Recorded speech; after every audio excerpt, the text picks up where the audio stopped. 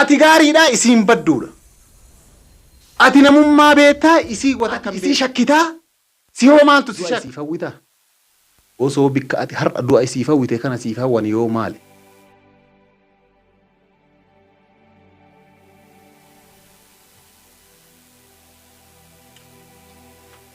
Ashama harka fuunee kabajamtoota forratoota keenyaa hundi keessanuu baga naganuu jiraattan isin jenna. Guyyaa har'a sagantaa bareedduu ajaa'ibaa ittiin bohaartan akkasumas irraa waa barattan tokko qabadhee isin dhiyaadhee jira. Sagantichi sagantaa xiinxallaati. Xiinxallaa mataa kootii jecha. Xiinxallaa kanarratti waa'ee maalii qabadhee dhufte jechuu dandeessan jechaadha. Taateewwan dhiyeenya kana keessa raawwatan fakkeenyaaf taatee jaarmanitti raawwate fakkeenyaaf Taajuu Shurrubbee fi jaartii isaa taatee jaartii ofii kukkutee shintibeetitti darbe. Kanarraa waan xiqqoo waan yaada koo dubbachuudhaaf deema. Hanga dhuma sagantaa kootii yoo na hordoftan waa hedduu iddoo kanarraa barachuu dandeessan jechaadha kabajamtoota forratoota keenya. Kanaaf obsaan na hordofaan affeerraa kooti. Jalqaba irratti namicha jaartii ofii ajjeesee akka mootummaan hin agarreef jecha kukkutee akka kitifootitti jechaadha. Kukkutee reeffa isiisan jechaadha. Kukkutee shintibeetitti yookaan mana fincaaniitti gate san irraa dubbachuudhaaf deema. Nama wanti dubbachuu barbaade maaliif wanti kun ta'e? Maaliif ta'e? Namtichi kun maaliif jaartii ofii kukkutee shintibeetti darbu maaliif barbaachise? Dhiiroo durumaayyuu jaartii godhatee fuudhee jira. Wanti miidiyaa irra deemu kun waan naan taane waan kana dubbachuudhaaf dhufe jechaadha. Durumaayyuu fuudhee jaartii godhatee jira. Durumaayyuu ishee tana guyyaa takkallee taatu gammachuu irraa fudhatee jira. Naa jaabdi dhugaa rabbi. Maaliifi namni guyyaa takkallee taatu gammachuu walirraa fudhate kana waliin yaadu waan ta'eef jecha. Maalisa? Annaa galuudde. Moo akka namoonni tokko jedhanitti wanni jaartii isaa kana kukkutee darbeef waan dhiira biroo irraa isii shakkuuf. Dhiiroo moo waan shakkuuf jechaan kun hinaafuudha.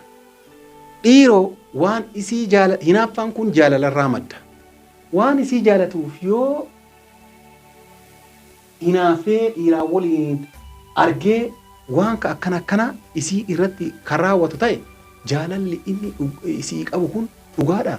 Dhugaa miti jecha. Kunis naan fudhatamne. Mee isinoo maali jettanii? Moo kabajamtoota forratoota keenya. Hinaafuu san qofa osoo hin taane dhibbumaan dhibbatti jaartii ofii tachiree shintibeetitti gate tana dhiiraa waliin arge.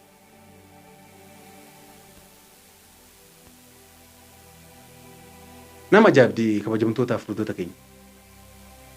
Jaartii ofii tajaalatu kana dhiiraan waliin argee dhiiruma isii dhiiraa wajjin ciiseertu dhibbaan dhibbatti argee jennaan falli biraan jiru silleen ajjeesuu sillee ajjeesee reeffa kan keellee dhossuu qaba jedhee waan akkanaa kana godhe moo maal? Ambar dubbiman na dhibe. Lakki kanaafillee namni kanan godhu. Kanaafillee namni waan kanan godhu. Jaartii wajjin nyaatee dhuge. Jaartii jaalatee miila isii jalatti jigee. Jaartii sanyii isii beeku. Jaartii irraa waruudhaaf dhaloota kiyya daraaraa kiyya ittiin dararfadha jedhee fuudhee ture san dhiiraa waliin isiin ciisteef reeffa isii kukkutee hin darbanatti hin fakkaatu. Kunis haasawamu kun anaaf fudhataman qabu. Maaliif beektanii? Kabajamtoota forratoota keenya. Jaartii isaa dhiira biraa wajjin ciisteertu yoo arge adaata akkana naa jirtaa? Ani waggaa dheeraa si wajjin jiraadhe. Guyyaa si fuudhus akkana mallaqa akkanaa si baasee sanyiin kiyyaa kan kee walitti daraarfanna jedhee jireenyaa si barbaade malee ati sharri akkanaa naa yaadda jedhee si yaadne. Erga har'a dhibbaan dhibbatti dhiiraa waliin si arge ni dhageessa kootu. Alhamdulillah baga rabbiin dhugaa kiyya naa baase. Baga anuu sin shakkin. Baga anuu onnee qulqulluudhaan si jaale. Kootu. Kun waraqaa kan keeti. Kun ammoo qabeenya kan keeti. Qabeenya kan kee ofitti dabarsuun fedhu. Sillee ajjeesuun fedhu. Wanni sin ajjeesneef addunyaa kanarratti yoo xiqqaate guyyaa takkallee taatu yoo fuula yeroo an alaa galullee fuula waan na jijjiirtu taate yeroo siree irratti waliin ciisnu daqiiqaa 10 taatu daqiiqaa 5 taatu gammachuu sirraa argadhee jira. Kanaaf tola guddaa naa ooltee jirta. Tola mallaqaan hin argamne naa ooltee waan jirtu kanaaf ansin ajjeesu kan nama ajjeesu ana osoo hin taane rabbii guddaadha anaayyuu ka jiraachisaa jiru rabbii guddaadha onneen tiyatun akkuma agartan kunoo ni dhawatti akka onneen tiyata dhawattu kana godhe rabbii tokkocha si'ii waan baalagee daladdus kana agarsiise rabbii tokkocha sin ajjeesu kanama ajjeesu anaa miti rabbii deemi jechuu qaba malee nama guyyaa takkallee kabaja waliin qabu fuudhee cicciree ajjeesee cicciree mana fincaaniitti gatuun ana kanallee natti hin fakkaatu. Meesii yoo maal siif fakkaata kabajamtootaa furtuuta keenya moo jaartii inni cicciree gate kanatu qabeenya guddaa qaba. Qabeenya isii kanaaf cicciramtee laata kabajamtootaa furtuuta keenya qabeenya isii kanaaf akkamitti cicciramte qabeenyi jaarsaa qabeenya jaartiiti ka jaartii ka jaarsaati. Inumaayyuu addunyaa kanarratti isaan lamaan yeroo waliin jiraatan ofiif jireenya ofiif fi osoo hin ta'in ka ilmaan isaaniitiif jiraatan. Maaliif jennaan nam tokko jireenya addunyaa kanarra jiraatu ati fakkeenyaaf ofii nyaattee dhudda uffata ittiin uffattaa gammachuu ittiin argattaa ka achirraa fi dhaloota kan kee dhaalchista sanyii kan keetiif. Kanaaf jaalallee isiisan yookaan jaartii isiisan kukkutee darbuun isaa sun qabeenyaa fi lakki qabeenyi maa kana maatii miti karabbiiti. Qabeenyi addunyaan 9 malee 10 hin guunne. Inni yaanni isaa mucayyoo san ajjeesee qabeenya kana fudhadha yoo jedhu taate har'a qabeenyi sun ka isaa ta'uu hin dandeenye yookaan ka obboleessaa yookaan ka obboleeyyanii inni hidhaa keessatti waan shamuuf isaantu itti fayyadama jechaadha. Kunis furmaata ta'uu hin danda'u. Kabajamtootaaf furtoota keenya. Dhayyib maaliif ajjeesee cicciruu goonti ga'e maali? Yeroo baay'ee namoonni hedduun dubbii namaa dhagaa dubbii yookaan hama yookaan namatu mucayyoo itti dhufee mucaa kanatti bar jaartiin tantee akkana ani isii dhiira biraa wajjin ciistuyyuu argee bar ati jaarti jettee waliin jiraattaa hoo jedhe iddee maqaan nabate gurri nabate gurra dhalee tiyyaa kute gurra gosaattu narraa cite jaartiin tiyya tana jala ciistu akkami dhiira biraa wajjin ciisti galee isiyyuun gaafa galee kukkutuu qaba jedhee seenee kukkutee laata. Kanaaf isi kukkutee laata jecha namaa dhaga'ee kunis ana dhugaa natti hin fakkaatu. Maaliif beektanii yoo kanaaf kukkutee jiraate inni duraa isiin jaalatu gaafuma jalqaba itti makame sanuu isiin jaalatu. Osoo isii jaalatee yookaan gatteessisee maaliif waan akkanaa daladdee bar akkas naan jedhanii jedhee yookaan isii gaafata. Yoo isii gaafate dhugaa baruu danda'a jechaadha. Wanti kun dhugaa yookaan soba. Yoo dhugaa taate deemi obboleettii tiyya nagaan tabiraa barbaadadhaa tana waan akkana narratti raawwanne tabiraa barbaadadhaa deemi nagaan gara warra keessanii. Anaallee rabbi tabiraa na haayiru. Maaliif har'a yoo isii ajjeese boruu gufuun bira akka jidduu tana jiru beekuu waan danda'uuf jechaadha. Yoo ammoo dubbii namaa kanaaf jedhee waan isii kukkutu taate inni nuu jalqaba isii fuudheen jiru jechaadha. Dubbii namaa hama fuudheera jechaadha. Kanaaf ajjeesee laadhaan kunillee dhugaa natti hin fakkaatu kabajamtootaaf furtoota keenya. Wanni haasamaa guutuun dhugaa natti hin fakkaanne isin toomee maal fakkaatti? Mee isinis yaada keessan naa kennaa kabajamtootaaf furtoota keenya. Moo akkasimoo kabajamtootaaf furtoota keenya yoo dogongoruu dhabaadhe.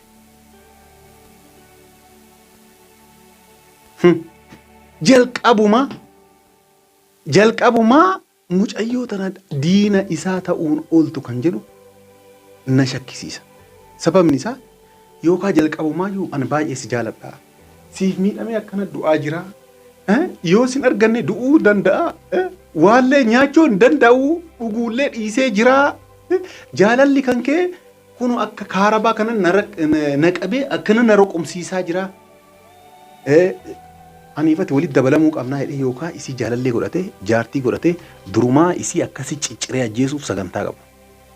Moo diinuma isi mucayyoo tanaatitu saganteeffatee bifa jaalalaatiin itti siiqee akkuma filiima turkii kana isii kukkute. Yoo akkas ta'es isiin nama dura wal dhabbii guddaa qabduun kana maal godhuu maaliin soowwamtee qabeenya kamiin soowwamtee itti heerumte laata? Kuni sana naan galle kabajamtoota afurtoota keenya.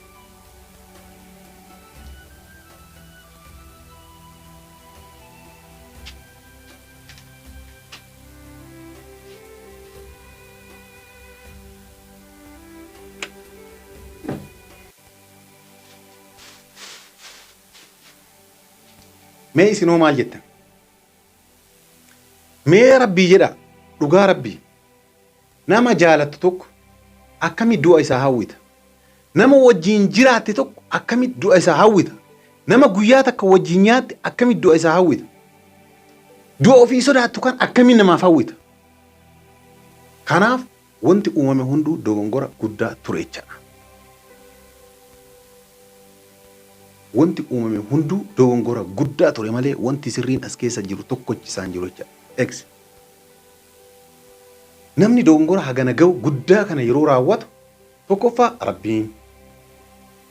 Lamaffaa mucayyoo akkasii cicciree isiin duutee jirti ciramtee dhabaatte wanni isii ga'e hin jiru. Wanni isiin gaabbitus hin jiru.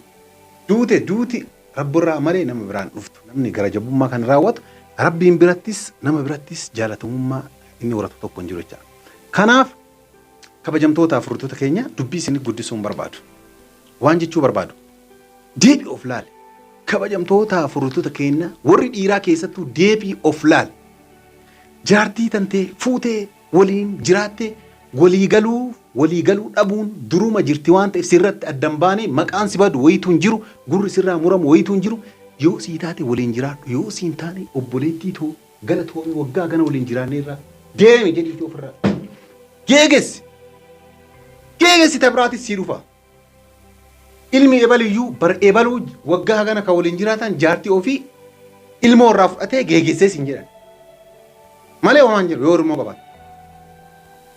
Yookaan ammoo bar ebalu jaartii ofii ilmoo addaan qoodamanii geegessee nan jira malee maqaan si badu wayituu hin jiru jecha. Yoo ajjeestu nama qofaan miti Rabbiin illee wal lolaarte jecha. Dubbii namaa kana daran ka Rabbii sodaatamuu qaban. Kanaaf akkas godhuu qabdanii dhiirri obsa qabaachuu qabdanii waan har'a daladdan qofa osoo hin taane waan boru daladdan. Ati gaariidhaa isiin badduudha. Ati namummaa beektaa isii wata kan beektu. Ati amanamaadhaa isiin amanamtummaa miti. Ati isii shakkitaa si hoo maaltu si shakka. Kabajamtoota afurtoota keenya warri nama shakku guutuun isaa shakkamaadha sitti maal. Warri nama shakku guutuun shakkamaadha. Waan kana irra deebinee dachaanee walii waan haasawnu ta'a. Kanaaf kabajamtuuf jaalatamtuu jaalallee tantee jaartii tantee ta waggaa dheeraaf waliin jiraatte ka har'a garaagarummaa godhatteen du'a isiif hawwitaa. Osoo bikka ati har'a du'a isiif hawwite kana siif hawwan yoo maali. Kanaaf akka ati intala kiyyaa guyyaa har'aatti kabajamtoota afurtoota keenya namtichi waan san godhe yoo an akkanuma dhaabbadhee akka mataa kootti yaadu dhukkuba namni hin beenne kan ol qajeeleetumaan deemu ka yoo laalan uffatuma bareedaa uffate garuu maraattummaa isa jedhan san dhukkuba sammuu waan qabuuf jaartii isaa irratti waan kana raawwate malee namni sammuun sirrii jiru waan kana hin raawwatu. Inuyyuu isii bilginnaa daladdu yoo arge namni sammuu qabu gammachee deemi jedhaan jechaadha ofirraa deemi jedhaan jechaadha. Anammaan si shakkuma gargar hin baane sodaadhaan jiraachuu keessi koo hin feene hambadaan si shakkee ni kakaataati. Osoo gargar baanee ani fedhii kooti sin barbaadu nagaan jechaadha. Yoo adda baan maali? Kanaaf gocha suukkanneessaa maqaa sabaa balleessu kanarraa dargaggoonni akka of eeggan garamaa sin gaafadhaa. Dubbii sirrii dheeressee jira. Warri viidiyoo jaalattan laayik gochuun yaada keessan karaa koomentiitiin na barreessaa isiniin jennaa. Cicciree jaartii ofii shintibeet hikkate sun dhukkuba sammuu qaba. Abbaan feetan waan feetan naan jedha. Kana qofa osoo hin taane sagantaa biroos dhiyeennuma kana keessa qabadhee kan isinii dhiyaatu ta'a jechaadha. Nagaan naa tura.